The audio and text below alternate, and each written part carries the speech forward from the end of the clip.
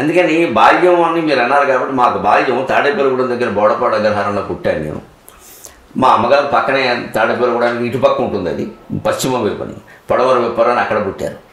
ఆవిడ మా ఊరు వచ్చిన తర్వాత మళ్ళీ ఆ పడవర విప్పారు అడిగిందేమో కానీ ఇంకెక్కడికి వెళ్ళలేదు. ఆ 7 కిలోమీటర్ల దూరం అది మధ్యలో, అంతే.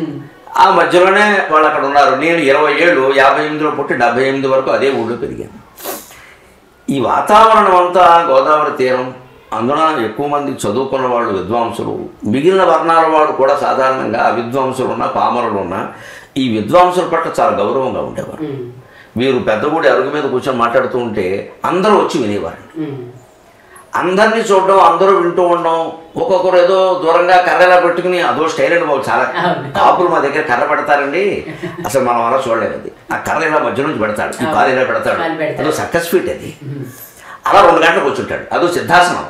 బ్రాహ్మణరావు కూర్చోడు, ఇది కావట్లేదు, ఇది పద్మాసనం, ఆయన సిద్ధాసనం వేస్తాడు. అలా పెట్టి చుట్ట అంటిస్తాడు, మళ్ళీ దగ్గరుండి కాల్చకూడదు అంటాడు, దూరంగా ఉండి కాల్చుతాడు.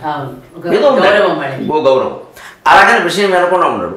ఈ మొత్తం వాతావరణం నాకు ఆ బోడపాడు అగ్రహారంలో ఈ పెద్దగూడి అరుగు మీద కూర్చుని పెద్దలు రకరకాల వర్ణాల వారు మాట్లాడుకునే మాటల వల్ల నాకు సహజంగానే కొంత పాండిత్యం, కొంత జ్ఞానం, దాంతోపాటు చమత్కారం కూడా.